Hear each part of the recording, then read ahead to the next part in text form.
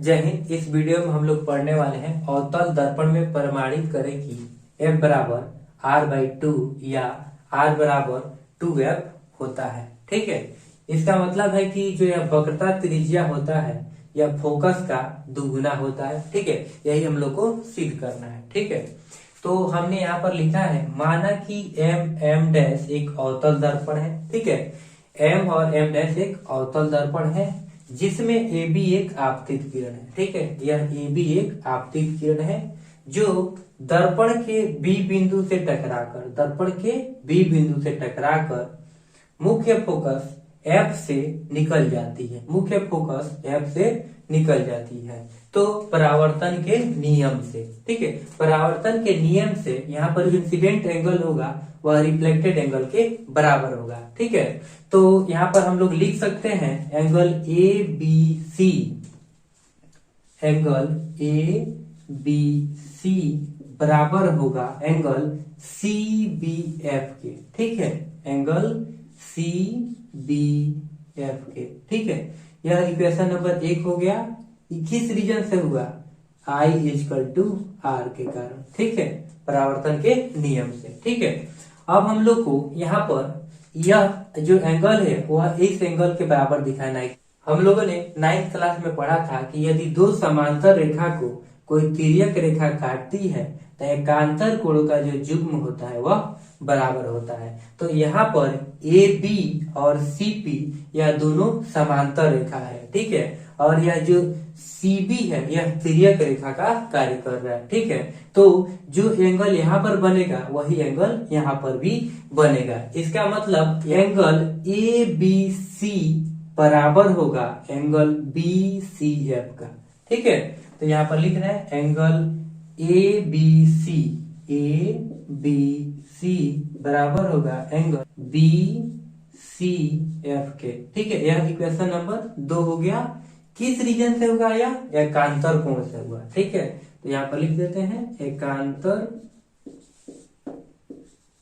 कोण से।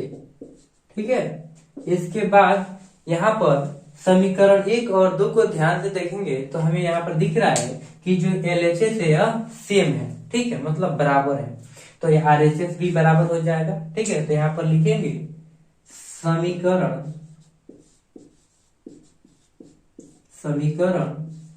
1 तथा 2 से, समीकरण 1 और 2 से LHS बराबर हो गया तो RHS को भी लिख सकते हैं बराबर।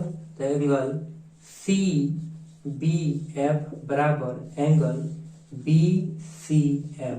ठीक है, तो एंगल CBF त्रिभुज BCF में एंगल CBF बराबर है BCF के। ठीक है, BCF के बराबर है।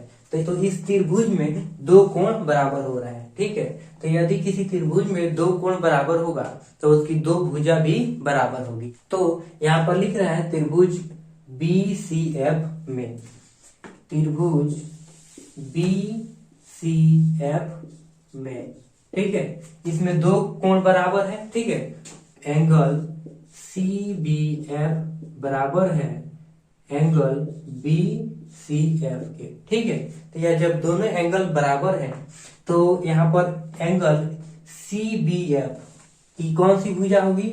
CBF, इसकी भुजा होगी CF। ठीक है, इसलिए CF बराबर एंगल BCF, एंगल BCF की भुजा होगी BF। ठीक है, यहाँ पर लिखेंगे BF।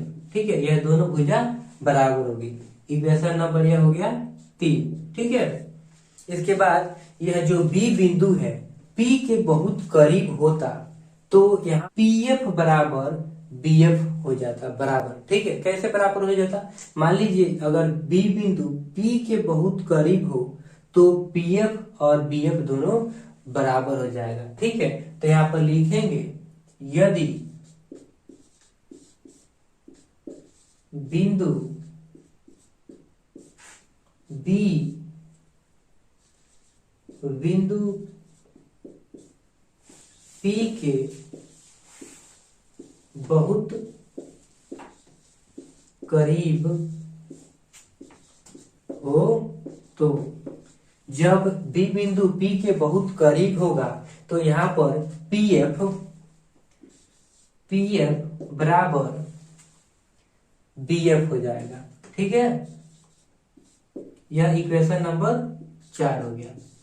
अब तो समीकरण 3 और 4 को ध्यान से देखने पर इसका RHS सेम हो जा रहा है, मतलब बराबर आ जा रहा है, तो इसका LHS भी बराबर हो जाएगा। ठीक है, तो यहाँ पर समीकरण 3 तथा 4 से, ठीक है, समीकरण 3 तथा 4 से हमें क्या मिलेगा?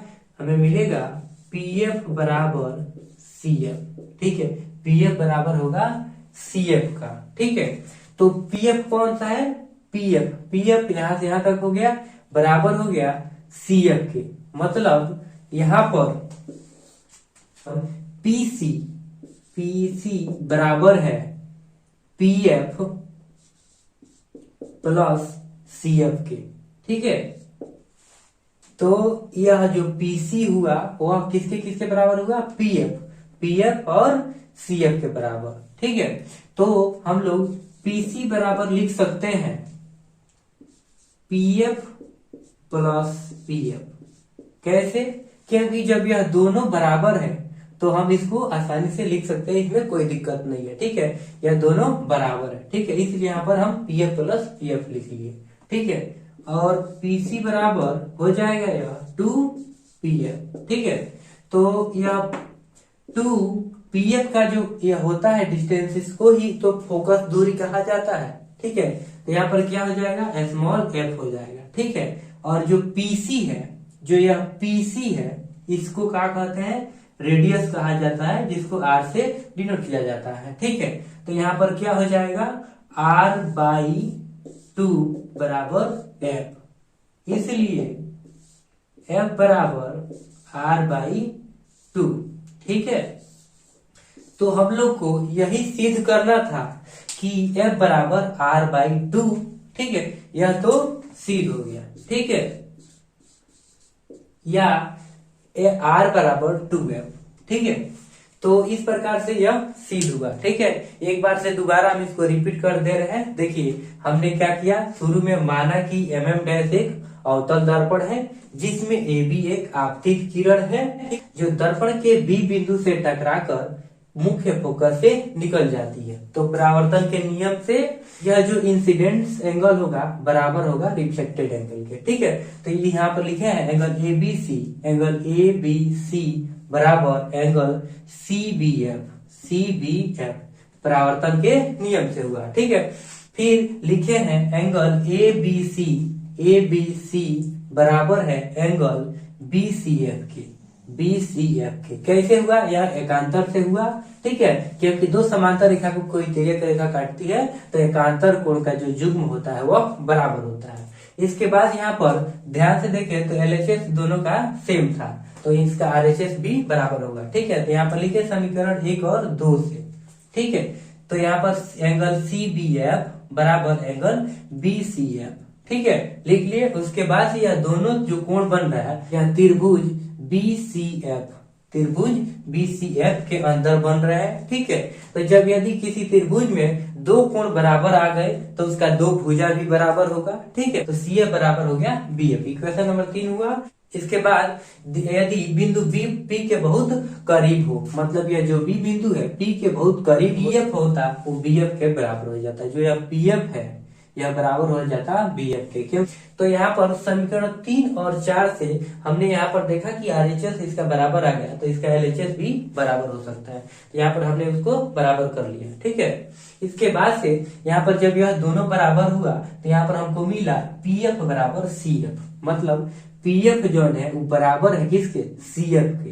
तो हम लोग यहाँ पर PC बराबर लिखे PF प्लस CF। PC और PF का PF भी लिखे और CF को PF लिख दिए, क्योंकि यह जब दोनों बराबर है तो इसको हम आसानी से लिख सकते हैं। ठीक है, तो यह PF मिलकर के 2PF हुआ, और जो ये PF है यही फोकस दूरी है जिसको स्मॉल f से डिनोट करते हैं। ठीक है, तो यह बाटा में 2 गया तो R/2 हो गया। ठीक है, तो ये बराबर क्या आ गया? इसलिए F बराबर आ गया R/2, जो हम लोग को सिद्ध करना था।